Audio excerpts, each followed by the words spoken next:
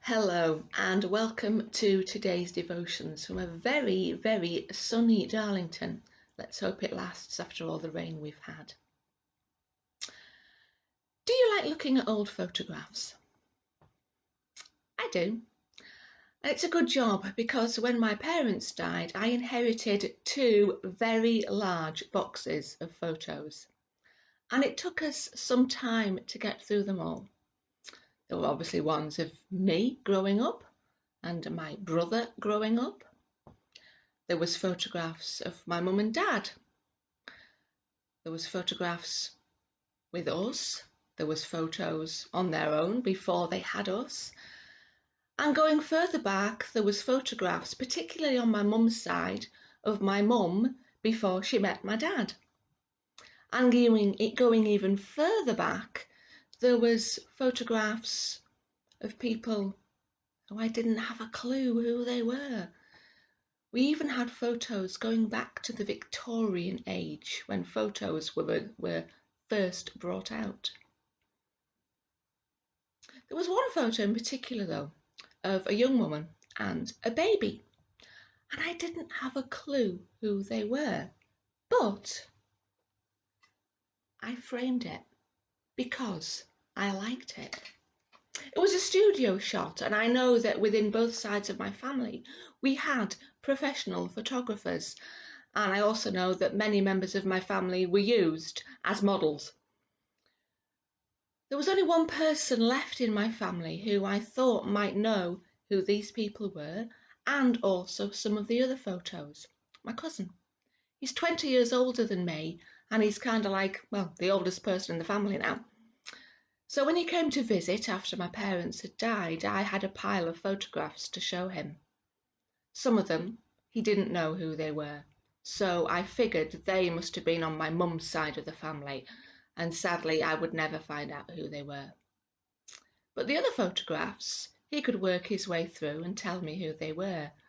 There was one photo of three rather ferocious-looking Victorian ladies, and I discovered that one of them was my great-grandmother, and the other two were her sisters.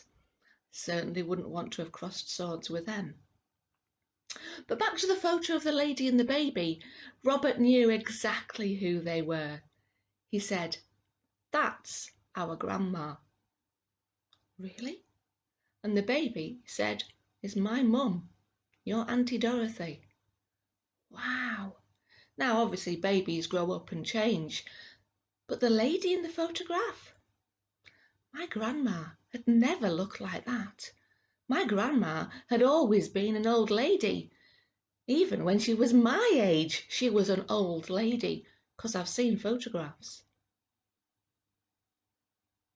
Sadly, when my auntie died, Robert had to do exactly the same thing I'd been doing and look through all the old photographs. And he sent me some photos of my dad as a young man, which I'd never seen before. They came shortly before my eldest son was 18.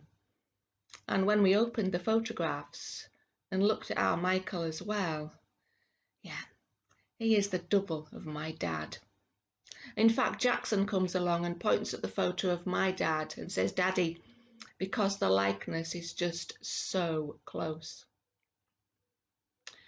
Thing is, we don't have that with the Bible. We don't have photographic evidence. We have lots of genealogies. Somebody begat somebody who begat somebody else, who all have weird and wonderful names.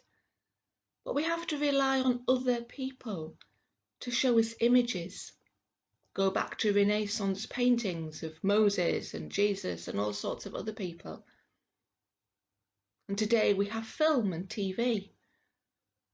But I'm sure that Joseph didn't look like Donny Osmond.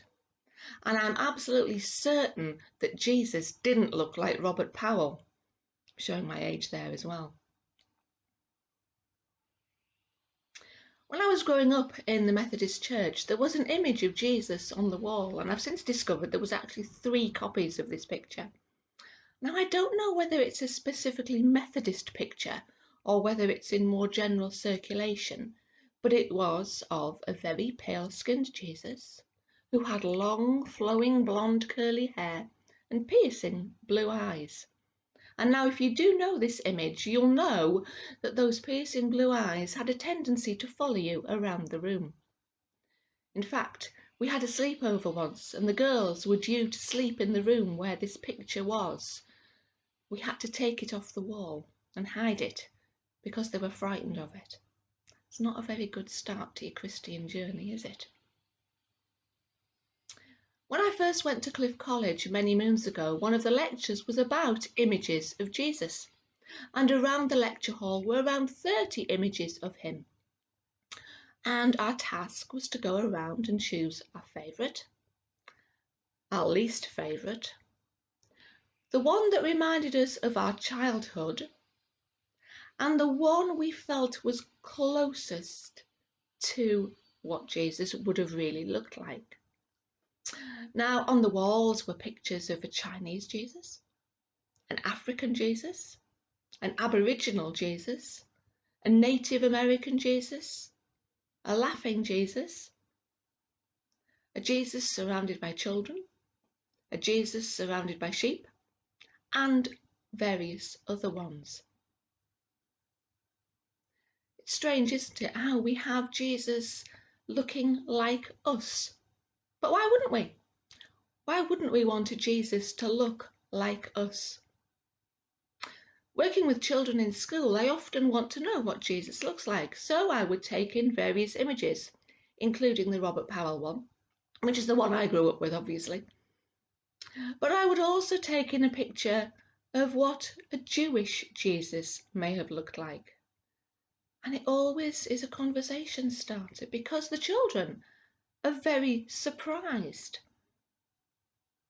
Then I say, well, where was he born? Bethlehem. Where did he live? Okay. Why wouldn't he look like that then? We find it difficult to get our heads round what he looks like. But ultimately, does it really matter what Jesus looked like? I'll let you decide that one.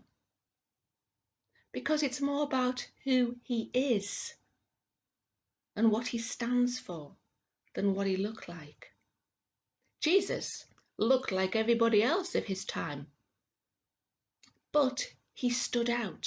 He was different. Even if you'd never met him, you knew he was different. A bit like the characters in Glowshine this week. They all looked very much like the people they were surrounded by, but they glowed. They were different because of the relationship they had with Jesus. Clive the other day said that when he'd gone into the pub with the ash cross on his forehead, he was different. People wanted to know what on earth that was on his forehead. I'm not advocating that we all walk around with an ash cross on our foreheads, but what can we do to make us different to everybody else, that they ask what it is about us? Going back to the Glowshine, it made me think about the Ready Brek advert. Again, I'm showing my age. And you would eat your bowl of Ready Brek and you would be surrounded by a glow all day. It was meant to keep you warm, obviously. But maybe if we were to digest God's word, we would also glow. So images, they are important. We like to see what our ancestors look like. We like to look for family resemblances. But ultimately, it's who these people were and how they affect our lives now that's important. It's important who Jesus is to each one of us. So, Glowshine starts today, and I hope that you watch it and enjoy it and encourage other people to learn how Jesus affected those people in the Bible and how he can affect us now and make us glow with his love and grace. So enjoy the sunshine wherever you might be and stay safe. God bless.